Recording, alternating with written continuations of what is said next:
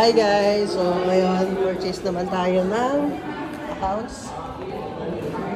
Kaya napaka-massive yung ating business kasi alam nyo, ito pala, elevator pala tayo. Yan, napaka-massive yung business natin sa online kasi alam nyo yun, kumbaga kahapon lang, nag-purchase tayo ng 10 accounts. Ngayon naman, 13 accounts yung pinurchase natin.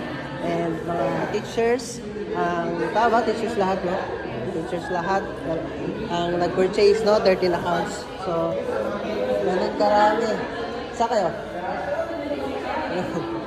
So, ganun karami yung mga nag-join sa atin sa business. So, ngayon, ihahatid natin po sa sasakyan natin para may event kasi tayo ngayon. So, ihahatid muna natin ito para wala tayo pang bitbitin. So, yun lang sa mga nanonood dito at nanonood. Curious ka yung business na pwede mong gawin ngayong taon. Ito na yun. Sumabay ka na sa amin. Magpamasig ka na yung taon. Magpamasig ka na yung taon. Ito pala yung sasakyan natin, yung nakadilaw. Yung nakadilaw talaga, no? Parang suot lang. Ito yung katas din ng negosyo na ginagawa natin after 2 years. Nakabili tayo ng car.